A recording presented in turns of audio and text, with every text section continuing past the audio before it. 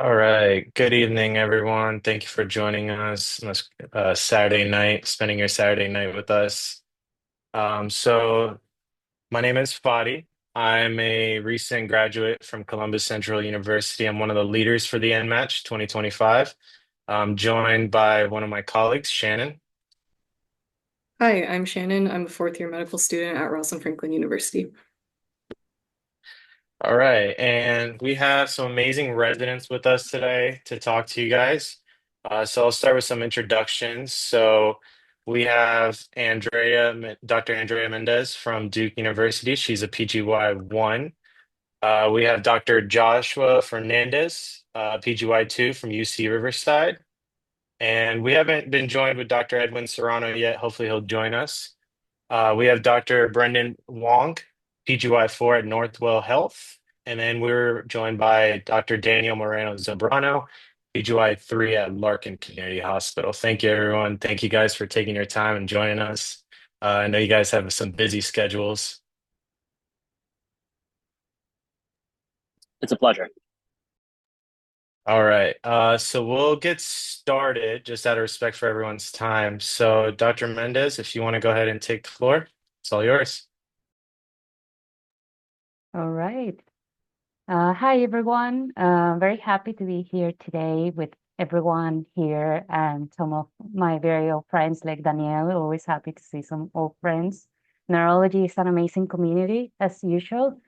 So I want to start by talking a little bit about how was my experience from the moment in which I submitted my application to and undergoing through the interview process and just waiting for interviews and starting the interview process and those first months of just going through that very stressful and exciting process at the same time.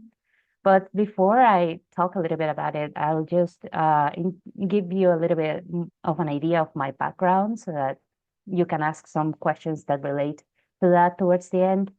I'm an IMG. I'm specifically from Venezuela. I went to medical school in Venezuela, and I then came to the US to do my PhD in cognitive neuroscience in Colorado. And I've always had this goal of integrating science with medicine and advocating for minority communities, particularly the Latino Hispanic community, in the context of aging and Alzheimer's dementia research. So that's what I've been working on for a very long time. And that's what I continued working on during my PhD. And later, I continued working towards that goal during my applications. And that was really reinforced during the interview process because a lot of programs really admire when you know what you like, but it's okay if you don't know what you like yet about neurology. But in general, the impression that I got is that they want to help you get to wherever you want to go. If you want to teach, if you want to do research, if you're interested in a specific field, they want to help you get there. And I didn't realize until I started actually getting applications, until I started getting interview invites, I mean, that programs really care so much about where do you want to be and how can they help you get there. So that's a little bit about my background. And it's been a very long journey as an IMG. And a lot of the times, IMGs like myself, we feel like maybe we are not good enough or have the same capacity as USMDs to apply to the same programs, or maybe we feel like we're not going to be appreciated by all the programs we apply to. And initially, I applied to some programs that I thought would be safe programs, and some programs that I thought would be like, I will never hear from them type of programs. And it turns out that I was very surprised to receive interviews from many wonderful programs and programs that I wasn't expecting as well. It was a good combination. And every program had something interesting and something different to offer. And I feel like I would have been happy at any of the places that I interviewed at, but they had very different profiles and very different lifestyle aspects and just many different aspects to just how the program works. So it's a very unique opportunity this time to kind of think about think about and reflect about what brought you into the field of neurology and enjoy the process of meeting all these wonderful people because the neurology community is wonderful and just learning from so many people that you admire and start to get a feel of what this community looks like and get a feel of what programs have to offer to you. And by that, I mean not just in terms of like benefits or salary or vacation time, but in general, like what are the support mechanisms that they have in place and the infrastructure that they have in place to offer you opportunities for you to become a good neurologist and become the neurologist that you want to be, whatever that looks like. Because I feel like there's a lot of diversity in the programs and what they have to offer too, which was incredible to me. For example, I'll just give you an example. One of the programs that I interviewed at was one of the few programs in the country to have a neuro palliative care rotation. And I was like, oh, that's super interesting. I don't think many programs have something like that to offer in a similar way that many programs have type of like research tracks or education tracks and many similar things like that. Or some programs are in communities that are very diverse from a racial perspective and from a language perspective. And that is also something very enriching from an experience standpoint. So many programs have many different features to offer. And at the end, I feel like you kind of try to weigh those down and kind of look at things as pros, cons about every program. But I feel like towards the end, you start to realize that you just want to be with the people that you felt the most comfortable talking with, the ones that were the nicest, that felt the most genuine, and that really want to help you be where you want to be. So really, when people say enjoy the process, I mean it because you're gonna be busy later. I I'm very happy to be home here, not in my scrubs right now. That's like uh unthinkable lately. I've been very busy as part of my intern year, but really grateful to be where I am. So I think that's kind of like a general gist. But if anyone has any specific questions, happy to answer and happy to help you all as we go through this process. I know it's a lot of anxiety and a lot of waiting, but believe me, you have done everything you need to do to get here. At this point, you have to do what you can control, and that is just enjoy the process, enjoy meeting the people that work in the field, and just think about just this time and how you're going to become a neurologist. So I'll stop there, and I guess, Josh, I'll pass the mic to you.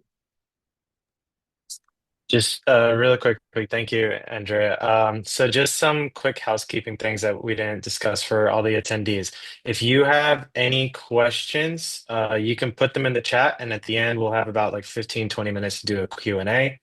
If you have specific questions to a resident, just make sure to address their name in the chat so that they know specifically it's for you or regarding their program specifically.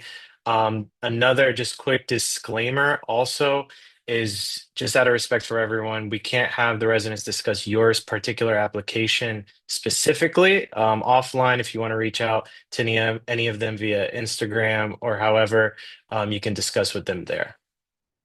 With that being said, we'll move the mic to Dr. Joshua Fernandez. Hi guys, I'm Josh Fernandez. I'm over at UC Riverside, California, Riverside Community Hospital. So before I start diving into, the whole interview process, a little bit about me. I am a USIMG from St. George University. They like to call it the Harvard of the Caribbean, which is always cute. I'm a dual citizen. I'm Costa Rican. I'm bilingual, so it's, very useful to have that, especially, at least in my community, like probably 60-70% of my patients are Spanish speakers. So every morning I come in and all the Spanish speaker patients have been referred over to me because no one else in my program speaks Spanish. So it's actually kind of nice to just have that workload on because I could just help those families, and you'll come to know the disparity in terms of like health IQ, medical IQ is very low in certain communities. So to be able to represent them and kind of speak to them and kind of guide them, it's very important. Secondly, I was a professional athlete before medical school. I played with the Arizona Diamondbacks. I was a professional baseball player. I did some stand-up comedy. Then, I found out later I wasn't that funny. So I ended up kind of going to like entrepreneurship, started working on like plyometrics, fast twitch muscle fibers for athletes, helping to get scholarships, and then like a community baseball coach. Um, also, I am a dad. I have three kids now. I've had a kid for every step exam. So hopefully, I told my wife with the last board exam after neurology, we should have one more she wants me to pass, if she wants those credit cards. So after that, that's pretty much me in a gist. And so in terms of just like the neurology, prep, the interview season, for me specifically, I can't speak for everyone else. I, have a little bit of ADHD, so I kind of like had an interest in like so many different specialties. So I applied to, anesthesia, ortho, rads, neurology was up there, and I kind of used my electives going into interview season to not really find out if I wanted, but more in terms of eliminate, just kind of like radiology. I clearly found out like, it felt like, that kid that was like locked up in the basement. You heard all your friends playing outside, like that's not for me. Anesthesia or surgery, I found out, surgery people are mean. So I took that out. Anesthesia, I ended up finding out that they're actually in the same room as surgeons. So I knocked that out. And then internal medicine for me, it just felt like I was like a glorified receptionist, kind of just like calling people to actually fix the problem. And that didn't fit me either. So kind of landed on neurology around October, November, and which is great because some of my first invites, were like around October, November. So I kind of pushed everything to like December, January, just because those were the interviews I wanted to nail and get down right. I wanted to get my the way I explained who I was, well, my introduction, like what I'm looking for, and it also gave me a little bit of time to find out why neurology was the one for me as well. Um, I've been getting a lot of DMs about like when to send like letters of interest, and I'll put down my Instagram if you guys have any like questions. But I started sending my letters of interest around like this time, like the last week and a half of October for programs that I didn't hear back from. I think it's different now. The signals are, I think neurology gets 5 or 6. I think it's a little bit more. When I applied 2 years ago, it was only 3. So it was really difficult to choose which 3 I wanted. I remember I sent a signal to one program. They didn't even send an invite. So that was just a complete waste. I should never have hit them up. So I sent the letters of interest to that. And so one of the questions I did get in terms of like letter of interest, they're like, hey, so why didn't you signal us?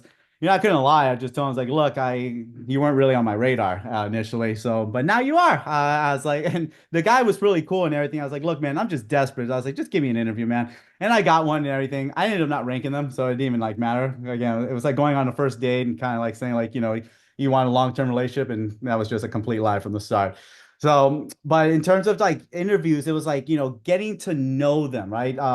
You know, you don't want to just keep saying your CV in terms of like education wise, because that's not who you are, right? You're not your PhD, you're not your research. It's can I talk about sports with you? Can I talk about girls with you, guys with you, friends, movies? It's there was a thing that I learned in med school from one of my family friends. He was the program director for emergency medicine at USC, and it was called the 3 a.m. rule. So the 3 a.m. rule, you look at the schedule at like 2, 3 a.m. It shows you have a night shift, and you're like, oh, cool, I'm with Mike. Like it's gonna be a good night. Versus shit, I'm with Mike. Like I was like, it's gonna be a horrible night. I don't want to deal with this guy. So if you fit the 3 a.m. rule, clearly programs want to match you. That's the kind of person that they want to get to know. They want to work with. They know that, when things get tough, because they will.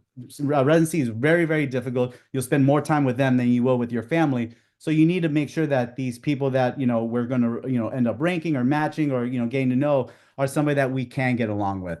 So in terms of like, interviews, it was kind of just getting to know them as people, try to have a good time. For me, again, I'm a little more extroverted than others, but in terms of like interviews, it's a good time to get to know people, get to see like, it's not just them interviewing you, you're also interviewing them, right? It's got to be a good fit for you.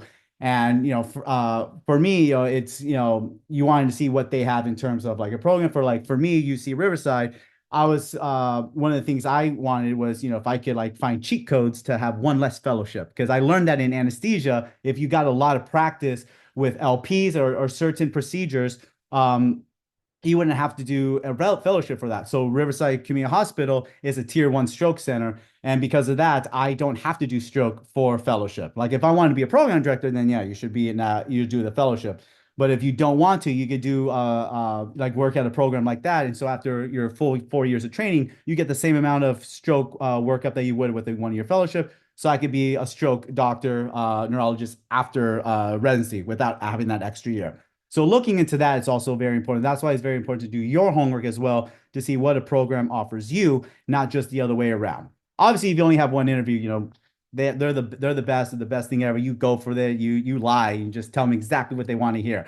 But other than that, like you are looking for something that's specifically something that you're looking for too, because those are 4 years that like I said, the days are long, but the years are short. And so you really want to enjoy those 4 years and make you get as much learning as possible. Also get a good solid family that you could work with for the next 4, 5, 20 years that you could look back on and also call for like help. But other than that, I think I'll probably ramble on. I think my set is over in couple of seconds. So I'll let everyone else talk. If you guys have any questions, I'll put my Instagram down here. You guys can reach out anytime. I also do interview prep programs if anyone's interested in that. But good luck to everybody, and I'm here to help out if you guys need anything. Thank you so much for that. Okay, so next up, so I know Dr. Serrano should be joining, but for the time being, we'll switch over to Dr. Brendan Wong. You can go ahead and take the stage. Hey, hi everyone. Thank you very much for NMatch for providing this opportunity for all of us. It's interesting now as a PGY4, you see multiple iterations of the match. I was the first during COVID to interview for residency through Zoom, and I likened it to sort of buying a house sight unseen. You really don't get don't get the feel of a place without seeing it, and unfortunately, it's hard for you to gauge how great a program is by a 20-minute interview. And from the program standpoint, it's also hard for them to gauge you through a 20-minute interview as well. So I looked through all the schools that I wanted to apply for. I came in as a U.S. MD from Tulane University. But I also had a preference for the Northeast. So therefore, much of my energy was dedicated towards looking at particular schools. I was very, very, happy that New York, New Jersey, Connecticut had a lot of schools to apply to, and that's how I decided to go for them. After I submitted my rank list, I feel like a lot of people had this experience. You had about 24 to 48 hours where you thought, not exactly getting a lot of interviews, what's going on? And then, slowly but surely in the days to weeks ahead, you'll get basically one, maybe two every couple of days. That's very, very normal. So then that goes into scheduling, and eventually that goes into applying. So I understood that those interview spots were very, very precious. So one of the tips that I did was that I had a close friend of mine with the email address and my password for things like Thalamus or things like ERAS as well. And as a result, if I was busy when I got one of those interview invites, my friend could put in whatever date that I could get. Because what I found eventually was that those dates get picked up very, very quickly, and this is not exactly a good thing, but sometimes programs, they will invite more people than the interview spots that they do have. So we had that. And then because I'm going into stroke and neurointervention, there were specific programs that I felt that emphasized that a lot. And then at the time, social media, Med Twitter, Neuro Twitter was still growing. So what I found was that specific programs, they would talk about, interview spots or whether they had additional interview spots to have. And whatever programs that did, I immediately would email the program director and I asked them, hey, are you potentially looking for somebody to interview? Basically, what we call today the statement of interest. So interestingly enough, whether it was through my multiple letters of interest or not, I definitely felt like I got a couple more interviews from those letters. And being that at the end of the day, you had a full list. I felt like I was interviewing just about, once or twice a week. And I'd be comparing myself to my medical students. That was a decent number. So I was pretty happy. I definitely kept an eye on the charts from NRMP. The NRMP, they had a basically a line, and it demonstrates like the number of interviews that you get, and that correlated with the chances that you're going to match. And I felt like I was at a position where I was decent enough to match. So going into the interview, I definitely got myself a ring light to have sort of lights that looked at me. Definitely prepped a couple of questions. I know that Reddit had at the time, Reddit had a sort of group Excel spreadsheet that people would put on that talked about each individual interview experience. And I kind of looked at that to see whether anybody was doing behavioral questions. I definitely tried to write out things that bullet points, basically things that I would say during the interview process. So after that, you try to rehearse a little bit as to the things that you would say, but you try not to be so robotic as to how you say it. After that, you did your interviews and then basically the waiting game. And then I know that NMatch did want to talk about ranking at a different time, which is fine. Statement of thank you letters, thank you notes. I feel like in speaking with people from other programs, I did get the sensation that they will basically score you after like quickly after your interview. So a lot of programs, and I like the fact that they do this, they say, hey, writing a thank you note is not really recommended because it doesn't really change too much of your rank list or anything like that. But that's okay. If you feel like, hey, you really did have a good time interviewing and you really feel like it was a good match, go ahead, send it. I don't think it would hurt. At the end of the day, and to sum things up, I feel like, and this is how I advise a lot of our medical students at Northwell is we're entering a period, our late 20s, early 30s, mid 30s, where things are happening in our lives. The birth of a family, weddings, death in the family. Our lives it shouldn't be confined to within the four walls of the hospital.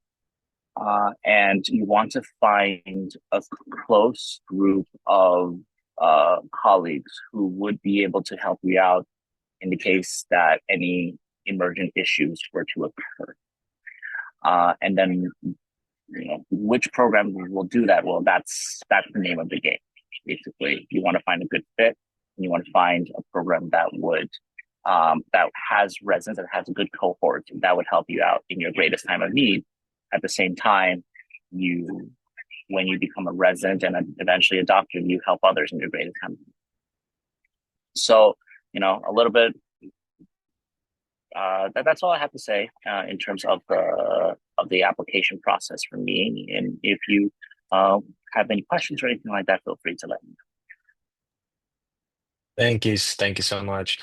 Also wanted to introduce everyone to Dr. Edwin Serrano. He just joined us, PGY4 from Georgetown University. What's up, everyone? Yeah, we'll keep going with how we've been going, Dr. Serrano, if it's okay with you. We'll go with Dr. Daniel Moreno-Zambrano next, and then we'll finish with you, and then we'll have about 15-20 minutes at the end for Q&A. Thank you.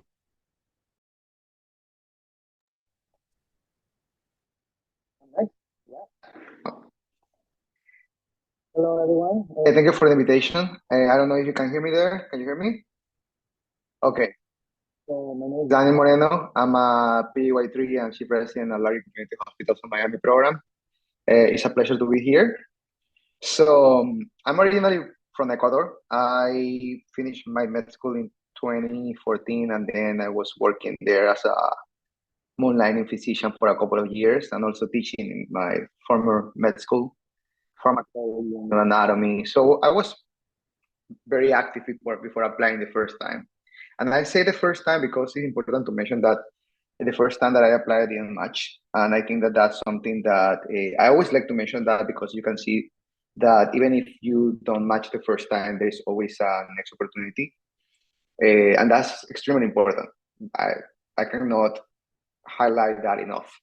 That's something that, but if that happens to you, hopefully that would not happen to you, because it wasn't an easy thing at that time. But I think that it's important to mention that. So the first time that I applied was during the middle of COVID. I was working in a hospital, taking care of those patients when we didn't knew when it started, and I wasn't prepared enough.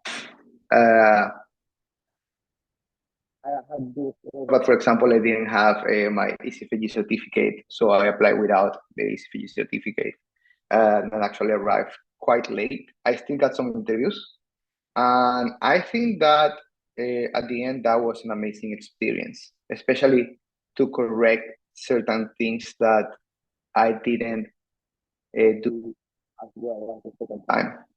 So with that being said, I think that preparation is key. So you have to be prepared. You have to be prepared on time. You have to get all your recommendations on time. You have to prepare for the interview. Do mock interviews as much as possible. Have a support system with you, as Brendan spoke about. Always friends to get to your interviews if you're doing or working on something. Networking is extremely helpful. That is maybe the most important factor. You have to meet people.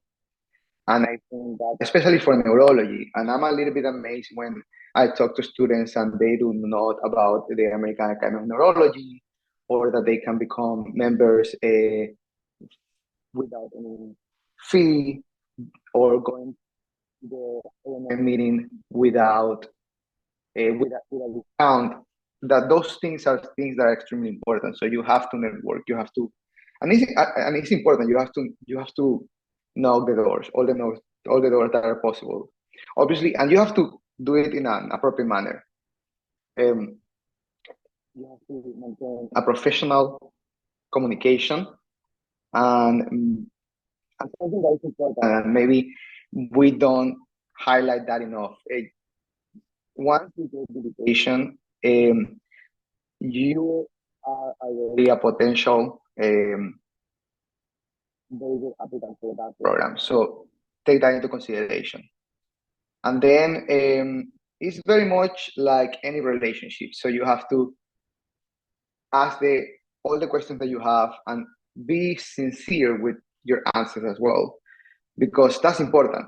That's extremely important. You don't want to end up in a program that is not a good fit for you. And I think that that's extremely important. For example, in my case, I have a lot of opportunity to teach my students, and that's something that is very important to me.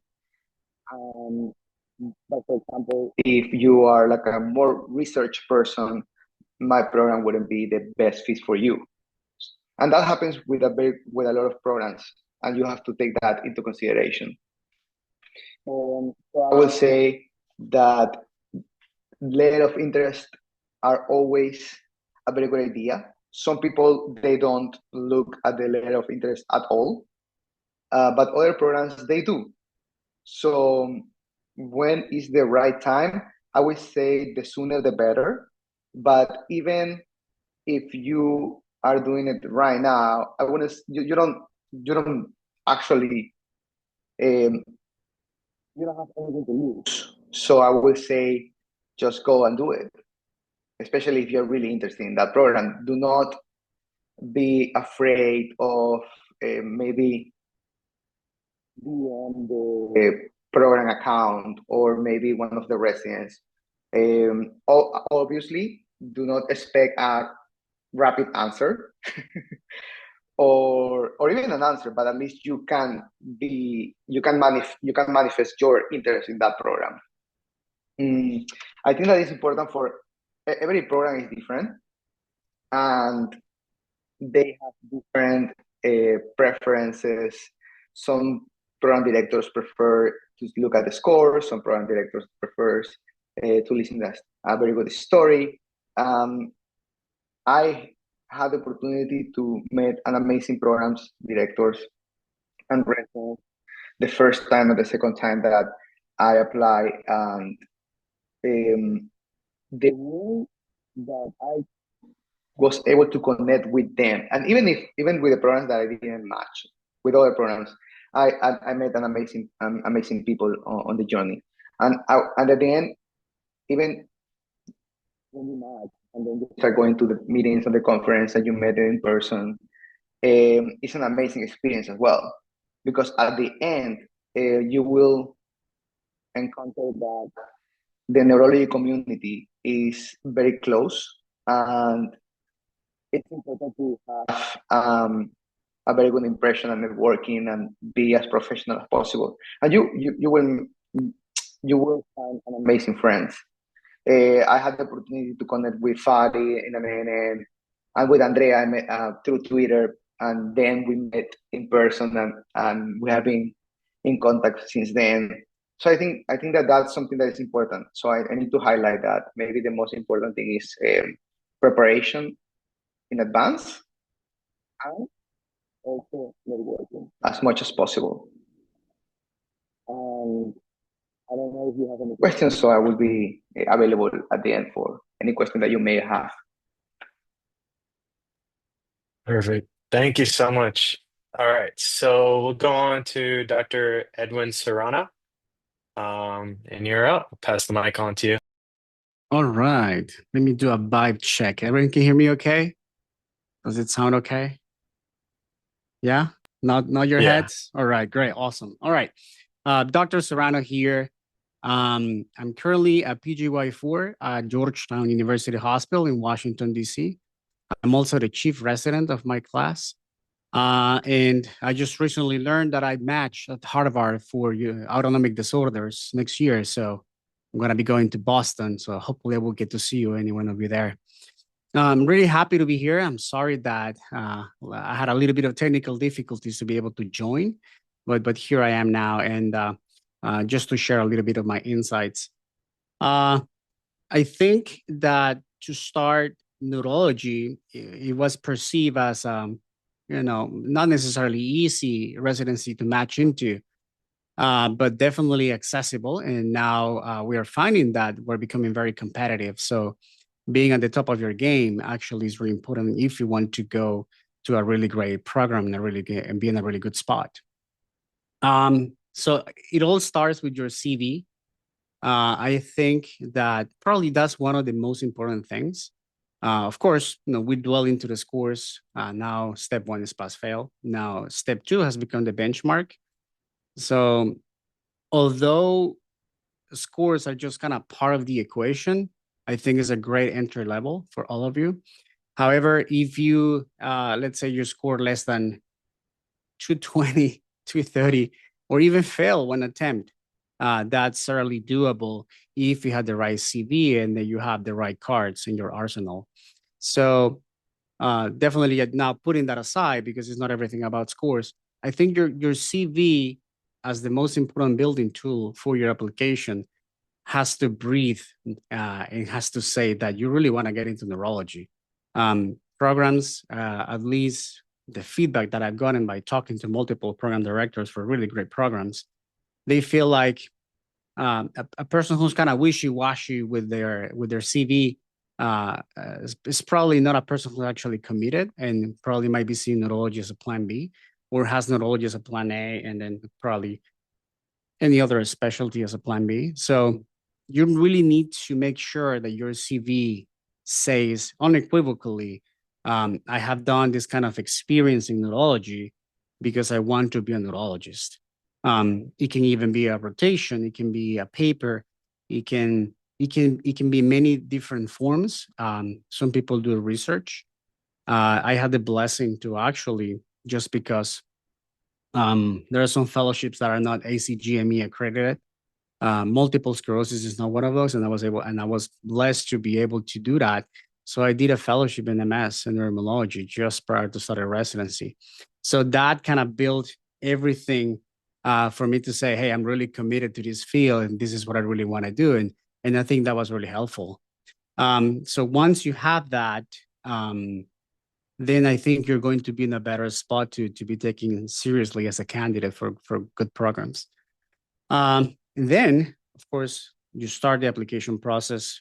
You try to do it early. We're already past that stage. And now it comes like what's going to happen with the interview. And while you're doing the interviews, and I'm just taking the time, so I'm not going above the 8-minute mark. Once you go to the interviews, when I was doing my interviews for fellowship, I remember that I met some of my colleagues in ACTRIMS, which is a forum for multiple sclerosis and immunology. And I remember that many of them came to me and say, oh my gosh, you're the guy who had this really great background behind you, and you really have all this nice setup. And certainly I have upgraded it a little bit more and it helps. But what I'm trying to say here is that people notice these things. Program directors will notice these things. And the reason why you have to have a nice layout, and I can give you my 5 cents on the layout that I'm seeing from you. I have my monitor on my side, so I can even give you feedback if you want to, how your background looks. I'm seeing some really nice backgrounds over here and really nice things. And it's always a good thing to have something in the back that says a little bit about you, but it's not kind of overshadowing your entire persona. But the reason why you have lighting is to be able to show your face and become memorable for that specific program. And again, these are the little things that make or break your interview process. Previously, we were doing it in person, so everyone had a chance to look at you.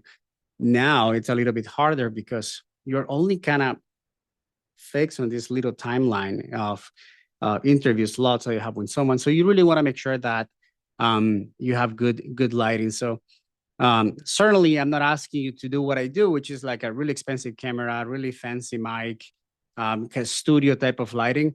And that's not the point. But a rim light or anything that shows your face in a really clean way, in a microphone that actually shows you have a good audio and you have checked it. I think that's really important, because audio is more important even than video, I will say. But that's my thought on that.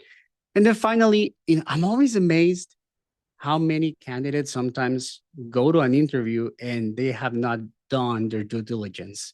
And this means they don't do research about that program. And, sometimes people come to me and say, Edwin, what would be a great question to ask to your program? And I'm always puzzled by that question because I think that I did something completely different. Every time that I interview with a program, I did my intel. I survey who are going to be the people who are interviewing me. I will learn what they did. I will learn what they did residency. And some of them will look at me pretty shocked when I will just out of the blue will say, hey, I saw that you were the chief residence of your class when you went here in this year. How was that experience for you? Because that means that you are actually looking at them and you're taking them seriously. And when you do that, you're actually building some form of not necessarily intimacy, but you become more personal because that you're showing that you care in a way that others probably won't. So that will be another big one, a big check that you need to do. That you have to survey and then you have to do research of the program that you're gonna go. And when you do that, I can promise you that you're going to have plenty enough questions to ask that are no different and that will make you stand out from the typical questions of like, what's the research opportunities in your program? And commute and these kind of things, right? So they definitely take your time to do intel on the program that you are interviewing and make sure that you're collecting a lot of questions, personal questions that will make you stand out. And I think that's what you should be doing right now. You shouldn't be asking yourself, for some of those out there who have gotten just one or not even one, or just 2 interviews or whatever you think is less interviews than what you should be getting. Right now, the time is to start doing this, getting prepped for game time, for the interview, making sure that you are, answering really strong questions. And there are a lot of questionnaires out there that you can try with family, that you can try with friends, that you can try with your significant other, if you have one. And that's in a way to get you ready for that day. And then finally, once that you have excelled your interview process, I will behoove you to definitely also get ready for the soap. You don't want that. Nobody wants that. But being ready for that, being 1 or 2 steps ahead is actually what can make or break your chances of matching. Because at the end of the day, a match is a match. And it doesn't matter if it was through the regular process or through the soap. And you really want to be sure that you have like an ace behind your sleeve that you can always show if things go south or things go wrong. And at the end, and I will finish up with this, and if you have questions, you can hit me up. You only need 1 interview. Your 1 interview behind the opportunity to do residency in the United States or to continue your career. You don't need 10, you don't need 15. You only need 1, and you need to excel on that one. So get there, get ready, get good lighting, get good sound, and the rest, is just about preparing and being ready for a game. And I'm sure you're gonna do great, and I'm sure you're gonna do amazing. And whatever question I can answer for you, I'd be happy to do so. Thank you so much, Dr. Serrano.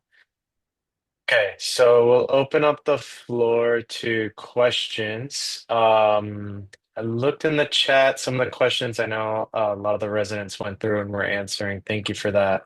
If any of the attendees have specific questions, if you want to write it in the chat or if you want to unmute, we'll open it up for you guys.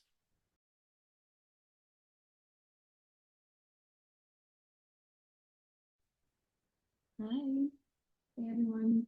So I'm actually a third-year medical student, but I'm very interested in neuro since day 1. And I just started my rotations, and I would love to kind of gather your thoughts on what did you do in your personal kind of like life that helped you with neurology in terms of research, hobbies, anything you feel like resonated with the programs or that was a little bit special about your application. I would love to hear that because I feel like we hear a lot about scores and research, but anything you found that in neurology particularly was really appreciated or something genuine you've done and you're interested in that you think is a good different approach to Rachel, I think your voice sounds a little muffled. Is it just me who's not getting it through? No, I was No, gonna it's the say, same. yeah, I was about to answer the same. Let me. Can you hear me now? Yes, Great. way better. There you Way go. better. There you go. So sorry about that. No, I was just gonna say, we hear a lot about scores. I'm a third year medical student, so I've been interested since day one in neurology. I'm already doing research in aerospace medicine. I was in aviation before, in pharmaceuticals before, so I have a very different background from most students. But I was gonna ask you, from your experience and thoughts, I would love to gather kind of like what did you feel people care the most about in neuro? I know that it's a lot of genuine, interest in the field, but what did you do to showcase that? And apart from the usual networking and going to conferences and doing research, how did you feel like really helped you to stand out in those interviews? I would love to just hear that.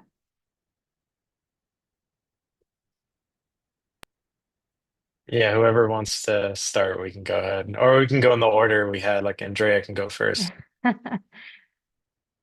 I have some thoughts about that. And of course, everyone's different and everyone has a different opinion and different perspective. But I feel like a lot of it is showing genuine interest for the field, as you already mentioned, but also kind of demonstrating a consistent, coherent story. Like if your story is like, I really want to work with the Latino Hispanic community and with minority communities, that's why I'm interested in your program because you are, I don't know, in Chicago and it's like 40% Latino Hispanic. It has to be coherent because if that is the gist of your application and your purpose, your why, and then you're applying for a program that doesn't offer you that opportunity, they're gonna essentially ask you like, why are you applying here? We don't have those opportunities that you're looking for. And it's a very valid question. So you have to when you apply for each program, you have to be very careful too because yes, for example, in my case, that was an important part of my story, and I'm Spanish speaking too, and that is also important for me to be able to have Spanish speaking patients that I can help, and there are a lot of disparities in medicine that I'm also interested in helping with. So that was part of my application, and it was evident through my experiences, not just through my research, but also through my personal statement and my letters of recommendation were kind of complementary. Like not that they were necessarily repeating what was on my CV, but they were just complementing on different aspects of what I'm looking to do as a person and as a professional in the future, rather than just commenting on my skill set or how many publications I have or those sort of things that everyone treats them as a checklist sometimes. And I feel like the neurology field most of the time doesn't treat them as a checklist. I know many people who match in incredibly awesome academic centers and they didn't have more than two posters. And it's totally fine because they are looking to do something else and they have a story that is consistent with what they want to do and what they tell the program they want to do, and they're looking to see that you're being honest with yourself and that you're showcasing that. Thank you. And then Josh, if you wanted to add. Yeah, just real quick, because you were muffled first, and then my internet kind of went out for a second, so I kind of didn't get a lot of it. But you were kind of asking like what programs they're looking for. Was the gist of it? Yeah, basically kind of what you did. And I know your story a little bit more, but like what you did that you felt was not something that, like that was neurology relevant, but that was not just on the list of like, oh, I did research, or this is who I am through my CV. Something different or something that you felt like really made a difference in your application. Oh, for sure, for sure. Yeah, yeah. No, yeah. For me, I hate research. I did no posters, no publications. That's not me, and I made it very well aware of that. But I did have interest of it. Just obviously, my personal statement was literally I had a correlation between my professional baseball career, and I talked about literally the reaction time from the pitcher's hand to my bat and how my body, my central nervous system was able to pick up the baseball and use the connection between the central peripheral to hit the baseball. So I correlated through that and just how amazing the human body is. Also, my mom has MS, the relapse type, so it's not bad. She's able to do everything that she wants. She's a charge nurse, oncology nurse, and all that. But seeing all that, and the one thing for me that I really made known in my neurology interviews was just for the fact that I love how neurology was like literally the only specialty where doctors just actively said, I don't know. And I'm like, that's awesome. I could do a specialty like that. No one knows what's going on. that's great. I was like, because every other field, they're just like, yeah, yeah, the heart's this, the lungs that, this. But neurology is like we have the same stroke and the same cerebral artery, same sulci, same gyrus, and we have two different symptoms. And it's just for as a clinician, it's amazing. It sucks for the patient, obviously, but as clinicians, it's just like, dude, you don't know what you're gonna get every single day. I had someone who had a basilar stroke, and she was literally just walking and eating, says, I want to go outside and smoke. I'm like, that doesn't make sense. And then I have another patient who had like a little middle cerebral artery stroke, and she aphasic, can't walk. It's just like, it's amazing. It doesn't make sense. And so I made that very aware. It was just how fascinating the field was. I didn't need research for that. And, I correlated to my life events and how, I was interested in the terms of how the human body works to connect to the muscles because I was a huge sports guy and like training my athletes and just the neuromuscular connection, even when you're tired, the way you think can actually push your muscles. So like I have interest to like maybe someone to do research for me, but not me actually doing it, but like someone like has a, hey, this is a great idea, I think you should look into it and then, let me know. And I even put you like the number one author. But it's like I have interest in how to develop the field. And I love the fact that neurology we are pioneers in neurology. We're still trying to figure out what in the world is actually happening. And I noticed that I got a lot of interviews and I got a lot of emails back about whether or not I'm going to rank them highly. And I think it was just the interest that I showed in my enthusiasm, the fact that I'm willing to go into a field that no one knows what's usually going on most of the day. And, a lot of people saying, I don't know. And I was like, I like that. I think there's a lot of growth. And I think, we are all actually currently, putting into the literature as we're speaking, just because we're learning something new every single day that really the other specialties have technology ahead of already because they know the fact they're just trying to move their technology forward. For us, we can't put the technology that far forward just because we don't even know where to start with the foundation. And I think the place is cut big, like UC Riverside, it's very high academic, lots of people with research and all that stuff. I didn't match with them, in terms of like their CVs, but I have more enthusiasm, I have more energy, and I'm excited to talk about it. And you can see that with my patient population. You can see that with my patient education, especially when they come in for TIAs. I'm trying to find out what the problem is because I always try to remind them, like, by the time you see me, it's too late. Like you messed up. The primary care screwed up. Like someone along the lines messed up because by the time you see a neurologist, like if by then it's just preventative. You're trying to find out what the reason was and how can we prevent it going forward, but you can't change the outcome already. It's already done. The neurons are dead. The parenchyma is dead. So you're trying to like figure it out. So just the fact that you have enthusiasm to teach, enthusiasm to learn, and having the ego to just say I don't know. I think that's very important as a neurologist. And I think if the programs can pick up on that, they'll rank you highly. Thank you. We'll move on to the next questions. Shannon, if you want to ask it.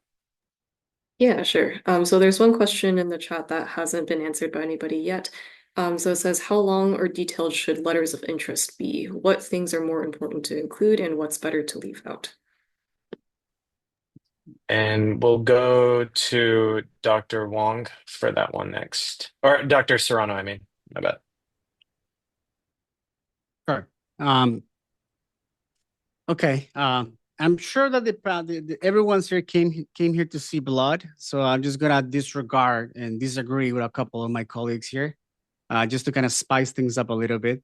I do have a love-hate relationship with this concept of letters of interest now that exists the signaling process, because as the view of a program director, you receive a letter of interest and then you match the signaling and you don't see that the person's name there, and you're like, how come that I'm getting such a strong letter of interest, but this person didn't signal my program? And I guess that overall, I think it was just a failure from the match system to have added this signaling process, because it's like flaring in a more direct way that doesn't allow the candidates to play a more broader game. Because I think that every step of the way of the matching system benefits the programs, and it's just the algorithm at the very end who benefits the candidates. But with this signaling issue, it's more straightforward. But I think that instead of opening doors to applicants, it's actually just putting them in a little narrow boxes. So I do see how one program can say, you're sending me a letter of interest, but you didn't signal my program. So does that mean that you have a little bit of desperation because maybe you have not gotten interviews so far? So I guess that can be a calculation there. Again, I'm not trying to disagree with the rest of my colleagues. To be frank, it's just a different point of view that I have. But at the end of the day, I don't think it's going to hurt. I think that so far we have 160-ish programs. So some programs might be more willing to accept a letter of interest because you only have like a couple of spots for the signaling process. But I have that kind of issue there. But to answer the question, in terms of length, you don't want to make something too big because at this time of the year, program directors, I hear in their lives. They don't want to know anything about the process anymore. They just want to select candidates and be done with it because it's so much work.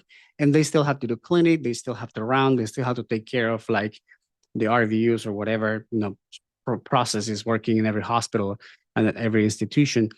But so if you're going to do this, make sure that is brief and make sure that it goes straight to the point. And make sure that you add a couple of sentences that you think is going to help you stand out. For example, you can say, I just finished my step 3. I just wanted to make you aware. I'm highly interested in your program. So I just wanted to FYI you that this step has been completed and I'm an even better candidate right now. Thank you so much for your consideration.